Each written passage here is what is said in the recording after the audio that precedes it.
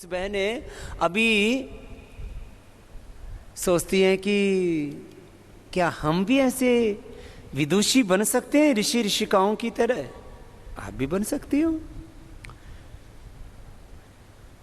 जीवन को टुकड़ों टुकड़ों में मत समझना। मैं बार बार इस सत्य को कहता हूं। जीवन को, जगत को, किसी भी सत्य को, संगठन को, किसी भी जीवन के पहलू को ये अपनी डायरी में नोट कर लो। टुकड़ों टुकड़ों में कोई भी सत्य समझ में नहीं आता है भाई बहनों। टुकड़ों टुकड़ों में पति को समझोगी तो पति को नहीं समझ पाओगी। टुकड़ों टुकड़ों में पत्नी को समझोगे तो पत्नी को नहीं समझ पाओगे। टुकड़ों टुकड़ों में माता पिता को समझोगे तो नहीं समझ पाओगे। टुकड़ों टुकड़ों में अपने बेटा बेटियों को समझोगे, गुरु को समझोगे, गुरु शिष्य परंपरा को समझोगे, योग अध्यात्म को समझोगे, धर्म को, राष्ट्र को, और किसी भी जीवन के सत्य को समझोगे तो तुम खुद ही टुकड़े टुकड़े हो जाओगे। अब कोई पति को समझने लगे कि पति वो जो मुझे केवल जो है शारीरिक सुख देता है, ये तो पति का एक अंश भी नहीं है। पत्नी जो शारीरिक सुख देती है ना भाई, माता पिता खाली जन्म देते हैं, जन्म तो एक पहलू है।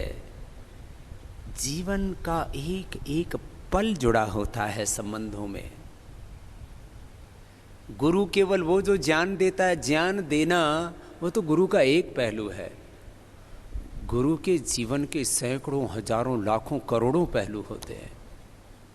समग्रता में गुरु को समझना, गुरु शिष्य परंपरा को समझना, शिष्यत्व को समझना, समग्रता से योग को, आयुर्वेद को, स्वदेशी को समझना, समग्रता से अपने वैदिक संस्कृति को समझना, समग्रता से अपने राष्ट्र को समझना, समग्रता से जीवन को समझना, समग्रता से इस संगठन को भी समझना। हम समग्रता से चीजों को नहीं समझते, इसलिए हमको बहुत आश्चर्य होता है, बहुत करुणा भी आती है कि देखो ये बात को समझ ही नहीं रहा है। क्या बोल रहा है, क्या बोल रही है बहन, क्या कर रहा है ये मेरा भाई, क्या कर रही है मेरी ये बहन, ये तो ठीक समझ नहीं है। तो क्या बोला, इस बात को आप हजारों जगह घटा करके देखना। आप एक बीज जिससे वृक्ष और उससे फिर एक बहुत बड़ा अनंत असंख्य संसार तैयार होता है। एक परमाणु से पूरे ब्रह्मांड के रहस्यों को आप समझ सकते हो, और सारे ब्रह्मांड को देख करके भी आप कुछ भी नहीं देख सकते, अनदेखा कर सकते हो। टुकड़ों टुकड़ों में हम चीजों को समझना चाहते हैं। नहीं भाई, बड़ी दृष्टि विकसित करो। तो मैं कह रहा था, बहुत सी बहनें सोचते हैं कि हम भी सुमन बहन जी की तरह विदुषी बन सकते हैं और ऐसे अपना जीवन भगवान के लिए जी सकते हैं। जीवन के दो ही स्वरूप हैं, एक श्रेय मार्ग, एक प्रेय मार्ग। श्रेय मार्ग जिस पर हम लोग चल रहे हैं, ये सन्यास का मार्ग है। प्रेय मार्ग गृहस्थ का मार्ग है। और इसको भी दो शब्दों में कहा जाए दूसरी तरह से, तो या तो आप 10-20 लोगों की खुशी के लिए जी सकते हो, ये एक मार्ग है संसार का मार्ग, और या हमारी तरह से आप हजारों, लाखों, करोड़ों लोगों की खुशियों के लिए जी सकते हो, यह है संसार का मार्ग, परमार्थ का मार्ग, भगवान का मार्ग। अब आप चुन लो जो चुनना चाहो। एक तो ये मार्ग है। कुछ ऐसे भी आत्माएं हैं आप में से भी। वैसे इस देश की आबादी करीब 130 करोड़ के पार जा चुकी है, और यदि 10-20 साल नए बच्चे न भी पैदा किए जाएं तो कोई समस्या नहीं है, इतनी आबादी हिंदुस्तान में है। लेकिन व्यक्ति मानता कहाँ है?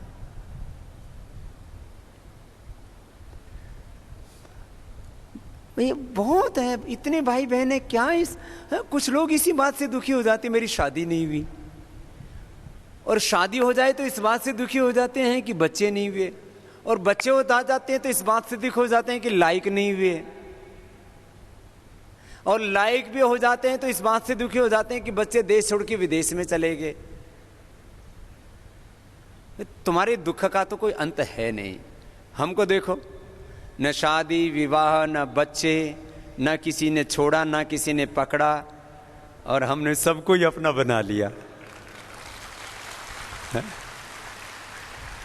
वो से लोग को इतने सुबक सुबक के रोते हैं, बाबू जी जीवन में अंधेरा ही अंधेरा है, सारी खुशियां हमारी टूट गई, जिंदगी ही बस पूरी दुखों से घिर गई है। चारों तरफ बाबा जी बस अंधेरा ही अंधेरा दिखता है। क्या है? बच्चे नहीं है। अरे मैंने कहा देखो हमको बच्चे नहीं, कितने अच्छे हैं। तो वो जो है ना, वो जो उसका रोना धोना बंद हो जाता है। बोले बात तो ठीक कह रहे बाबा जी,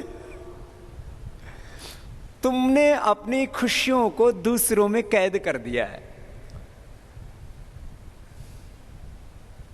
देखो तुम गृहस्थ हो तो अच्छे पति बनना, अच्छी पत्नी बनना, अच्छे बच्चे पैदा करना, सब कुछ करना, लेकिन ये सब कुछ करते हुए मत भूलना तुम्हारी खुशियां बाहर नहीं, तुम्हारी खुशियां भीतर हैं। तुम किसी भी प्रकार से अपूर्ण नहीं हो, तुम स्वयं भी पूर्ण हो, और ये सारी सृष्टि में भी स्वयं सब जगह पूर्णता है। पति भी पूरे हैं, पत्नी भी पूरी है, बच्चे भी पूरे हैं, भगवान भी पूरे हैं, उनकी सारी सृष्टि ही पूरी है।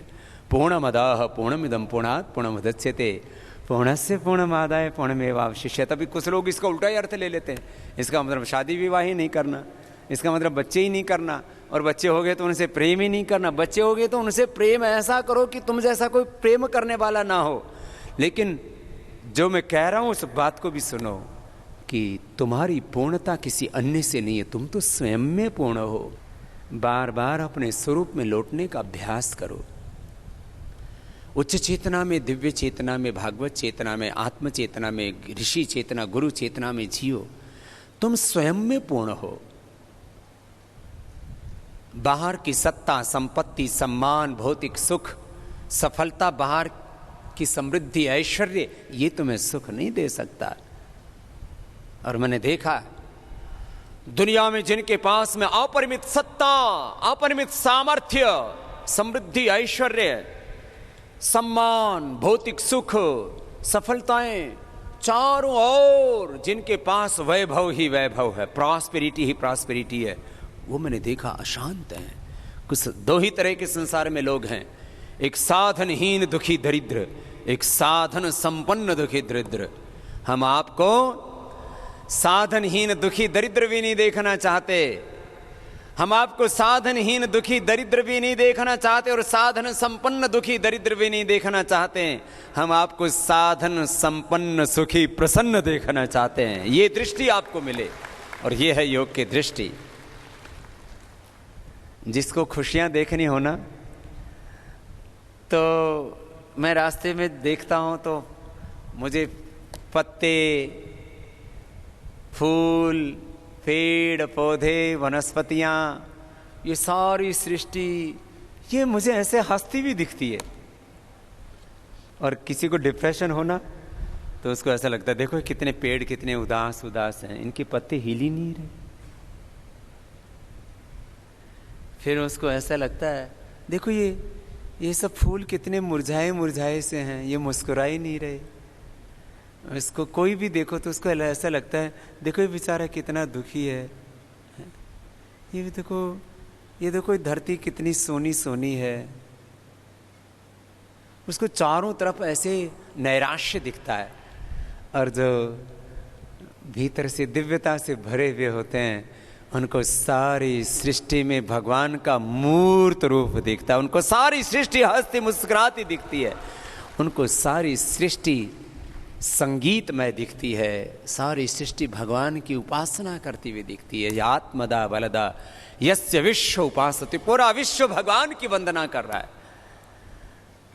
कौन कहे तेरी महिमा, कौन कहे तेरी माया, किसी ने है परमेश्वर परमेश्वर तेरा, किसी ने परमेश्वर तेरा अंत कहीं न पाया। कौन कहे तेरी महिमा, कौन कहे तेरी माया, कौन कहे तेरी महिमा, कौन कहे तेरी माया।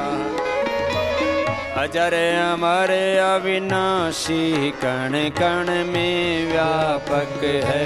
अजर अमर अविनाशी कण कण में व्यापक है। सबसे पहला उपदेशक और अध्यापक है। सबसे पहला उपदेशक और अध्यापक है। गुरुओं का भी गुरु है ईश्वर, गुरुओं का भी गुरु है ईश्वर। ऋषियों ने फरमाया, कौन कहे तेरी महिमा, कौन कहे तेरी माया। ओ कौन कहे तेरी महिमा, कौन कहे तेरी माया। और अब किसी किसी को लगता है, बोले बाबा जी वो जिस भगवान के बारे में इतनी महिमा आप गाते हो वो भगवान कहाँ है, उसका स्वरूप क्या है। गुरु के पास आते हैं तो गुरु प्रभु का दर्शन करवाते हैं ना। तो ये द्युलोक भगवान का सिर है, ये अंतरिक्ष लोक भगवान का उदर है, और ये पृथ्वीलोक भगवान के पैर हैं। ये उस विराट पुरुष की प्रतिमा है। भगवान की मूर्ति चाहिए ना तुम्हें, तो सुबह से शाम तक जब तुम्हारी आंख खुले तो चारों ओर भगवान ही भगवान दिखाना चाहिए। यह है भगवान की महिमा, यह है भगवान का स्वरूप, यह है भगवान का दर्शन। अब कुछ एक मूर्ति में, एक प्रतिमा मात्र में भगवान को मान लेते। प्रतिमा में भी है, लेकिन न तस्य प्रतिमास्ति, केवल प्रतिमा में ही नहीं है वो। उसका छोटा माप तो हो ही नहीं सकता ना। जो असीम है, अथाह है, अनंत है, अपरिमित है, वो एक मूर्ति मात्र में कैसे समा सकता है। उसमें भी है वो। लेकिन यस्य भूमि प्रमांतरिक्षम उतोदरम दिवम यशक्रे मूर्धनम तस्मै ज्येष्ठाय ब्रह्मणे नमः। कैसा हो परमात्मा, क्या है उसका स्वरूप। सारे सूरज चांद सितारे भी तुझ में हैं। सारे सूरज चांद सितारे भी तुझ में हैं। सभी समंदर सभी किनारे भी तुझ में हैं। सभी समंदर सभी किनारे भी। सबको ये गाना है और ऐसे हर समय भगवान का दर्शन करना। एक क्षण भी प्रभु का दर्शन छूटे नहीं, भगवान ओझल ना हो। यो मां पश्यति सर्वत्र सर्वं च मयि पश्यति तस्याहं न प्रणश्यामि स च मे न प्रणश्यति। ईशावास्यमिदं सर्वं वासुदेवः सर्वं। सब जगह भगवान का दर्शन हो, ऐसी दृष्टि आज से ही पालो। अब एक क्षण भी भगवान ओझल ना हो तुमसे। ओ सारे सूरज चांद सितारे भी तुझ में हैं। सारे सूरज चांद सितारे भी तुझ में हैं। सभी समंदर सभी किनारे भी तुझ में हैं। सभी समंदर सभी किनारे भी तुझ में।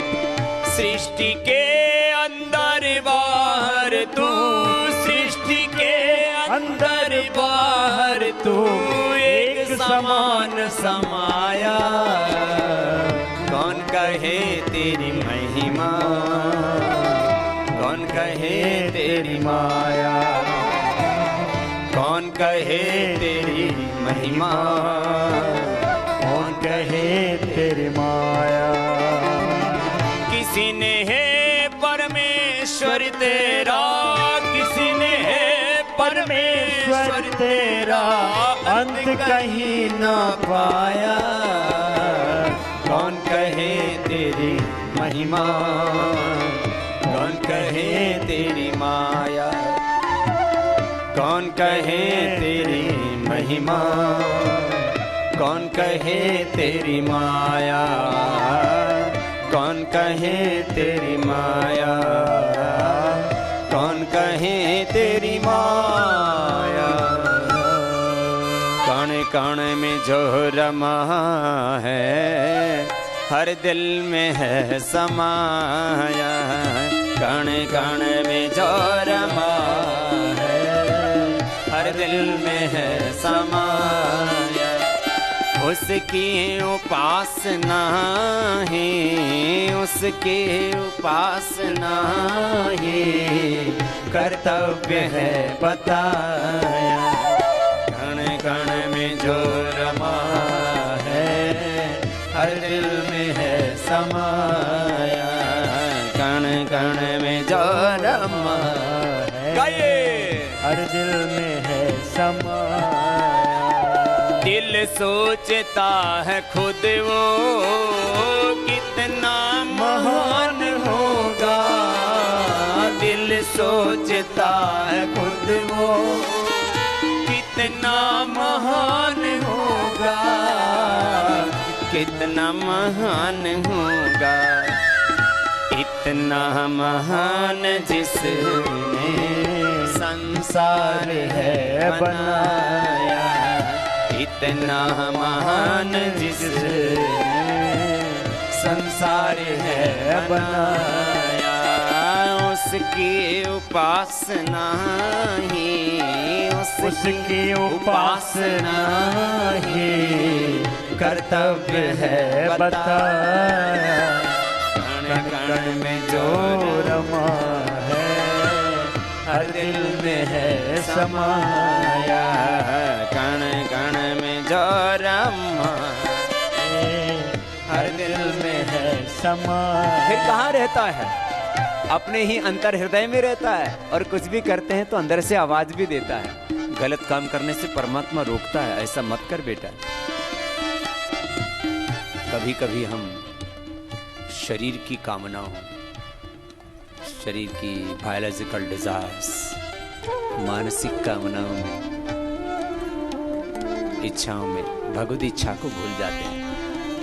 आत्मा तो सबका शुद्ध पवित्र ही है, इसलिए कहते हैं अपने आत्मा से जुड़े रहो। आत्मा वारे द्रष्टव्य श्रोतव्य मंतव्य निधिध्यासितव्य। यह है आत्मा की आवाज, आत्मा की पुकार जो सबके भीतर उठती है। दृष्ट्वा रूपे व्याकरोत् सत्यानृति प्रजापति अश्रद्धाम नृति दधा श्रद्धाम सत्य प्रजापति। तो आत्मा में जो परमात्मा की उठे आवाज, उसको अनसुना मत करना। एक बार भी आत्मा में परमात्मा की जो पुकार उठती उसका अनादर मत करना, फिर जीवन में तुम कभी टिक ही नहीं सकते। ये सारे वेद का भेद आपको बता दिया। बस आपको चारों वेद पढ़ लो तो बहुत अच्छी बात है, नहीं तो तुम्हारे भीतर का यही वेद का भेद है। हर वक्त बन के साथ रहता है साथ सबके। हर वक्त बन के साथ रहता है साथ सबके, रहता है साथ सबके। नादान पथिक उसको तू जानने न पाया। नादान पथिक उसको तू जानने न पाया। उसकी उपासना है, उसकी उपासना है, कर्तव्य है बताया। काने काने में जो रमा है, हर दिल में है समाया। काने काने में जो रमा है, हर दिल में है समाया। कण कण में जो रमा है, हर दिल में है समाया। हर दिल में है समाया, हर दिल में है समाया। बोलिए सच्चिदानंद भगवान की जय। भारत माता की जय। सत्य सनातन वैदिक धर्म की जय। तो ऐसे अपने भीतर भगवान के प्रति अनन्य अखंड आस्था, बस मैं भगवान का ही मूर्त रूप हूँ, भगवान का ही स्वरूप हूँ और भागवत कार्य करने के लिए इस धरती पर मेरा जन्म हुआ है। देखो, एक है हमारा जीवन का गौण कार्य, एक है मुख्य कार्य, एक है सामान्य धर्म। ये जो परिवार धर्म है, ये गृहस्थ धर्म है, व्यापार धर्म है, संसार के जितने भी धर्म हैं ये भौतिक धर्म है। सबसे बड़ा है हमारा अध्यात्म धर्म। सबसे बड़ा धर्म क्या है? यद्यपि जब राष्ट्र की दृष्टि से कहा जाता तब बोला जाता है राष्ट्र धर्म सबसे बड़ा धर्म है, वो भी भौतिक धर्म के अंतर्गत ही है। उससे भी बड़ा धर्म है अध्यात्म धर्म, योग धर्म, सेवा धर्म, भागवत धर्म इसको बोला जाता है। तो यदि 10-20 लोगों की खुशियों के लिए जीवन बीत जाता है वो भी अच्छा है, किसी को दुख तो नहीं दे रहे हैं। और यदि किसी को हमारी तरह हजारों लाखों करोड़ों की खुशियों के लिए, समष्टि की खुशी के लिए, भगवान के लिए जीवन जीना हो तो हमारी तरह से सन्यासी बन जाना, उनका भी पतंजलि योग पीठ में स्वागत है। जो भी आए, हम सन्यास परंपरा को भी चला रहे हैं और हम सदगृहस्थ तैयार हों, सात्विक ब्रह्मचारी, सात्विक गृहस्थ, सात्विक वानप्रस्थी, सात्विक सन्यासी तैयार हों। तो ऐसी परंपरा में हमारे बहुत भाई बहन तैयार हो रहे हैं, यहाँ सैकड़ों भाई बहन तैयार हो रहे हैं। फिर आप सात्विक कार्यकर्ता, सात्विक गृहस्थ, मुक्त संगो अनहमवादी धृति उत्साह समन्विता सिद्ध्य सिद्ध्यो निर्विकार करता सात्विक उच्यते, ऐसा सात्विक कार्यकर्ता बनना है। तो ये तो भगवान के मार्ग पर चल के अपना गृहस्थ का जीवन ना जी के भगवान को ही अर्पित कर दिया। अभी 2 हमारे ऐसे भाई हैं जो गृहस्थ में भी रह करके सन्यासी जैसे ही हैं। देखो, बिना शादी विवाह के घर छोड़ना बड़ा अपेक्षाकृत फिर भी आसान है। शादी विवाह होने के बाद सांसारिक दायित्वों को निभाते हुए फिर घर छोड़ना ये बड़ा कठिन है। तो हमने भाई राकेश जी और जयदीप जी का, भाई जयदीप जी ये गृहस्थ हो चुके थे, इनकी पत्नी भी डॉक्टर है, ये भी डॉक्टर है, अपना बिजनेस भी करते थे, अपना हॉस्पिटल भी चलाते थे, क्लिनिक चलाते थे। वो सब छुड़ा करके और माने देखो कुछ ना हो और फिर कुछ छोड़ देना, वो तो त्याग है ही। और सब कुछ होते हुए सब कुछ छोड़ करके पूरा जीवन गुरु आज्ञा में भगवान के लिए, देश धर्म संस्कृति और सेवा के लिए लगा देना, ऐसे भाई जयदीप जी को बहुत बहुत आशीर्वाद है। इनकी धर्मपत्नी भी इस कार्य के लिए पूरी संकल्पित है कि हमारा ये जीवन भगवान के लिए, सेवा के लिए। ऐसे ही भाई राकेश जी हैं जो बहुत सीनियर इंजीनियर थे जिंदल ग्रुप में, और वहाँ से पूरा इकलौते ही संतान है अपने माता पिता के, और इकलौती संतान का ऐसे गृहस्थ होने के बाद और फिर सेवा के लिए जो है गृह त्याग कर देना और गुरु आज्ञा में देश धर्म संस्कृति और राष्ट्र की सेवा के लिए अपने आप को अर्पित करना, ये बहुत बड़ा निर्णय होता है। तो दोनों भाइयों के लिए हमारे बहुत बहुत आशीर्वाद। तो 2 तरह के हमारे सेवा व्रती हैं, एक तो ब्रह्मचारी रह करके जिन्होंने सेवा का व्रत ले लिया है, ऐसे हमारे सैकड़ों ब्रह्मचारी भाई बहन यहाँ पर तैयार हो रहे हैं। भाई विनोद जी आदि आपके निरंतर संपर्क में रहते हैं, वो हमारे बहुत सात्विक। किधर है विनोद? अभी भी सेवा में ही लगा होगा कहीं ना कहीं है। माने सेवा का मूर्त रूप है उनमें, 18 घंटा सेवा करते हैं और ऐसा करके कितना सुख मिलता है ना। बोले बाबा जी आप पहले मिल गए होते ना तो हम शादी बिल्कुल नहीं करते, और बाबा जी आप हमको भी बुला लेते तो हम भी घर छोड़ के आ जाते। बात तो तुम्हारे मन में ठीक ही उठ रही है, तुम्हारे आत्मा की पुकार है, लेकिन फिर मन हिसाब किताब लगाने लगता है। और फिर बोल बाबा जी कहते हैं ये बड़ा कठिन मार्ग है।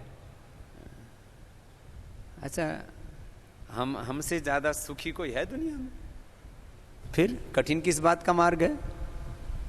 हमसे ज़्यादा सुखी देश और दुनिया का ना तो कोई धनवान व्यक्ति है, और ना कोई सत्तावान, चाहे MLA हो, MP हो, CM हो, PM हो, या दुनिया का कितना ही बड़ा कॉरपोरेट हाउस का आदमी हो, उसको भी हजारों लाखों करोड़ों चिंताएं लगी रहती हैं।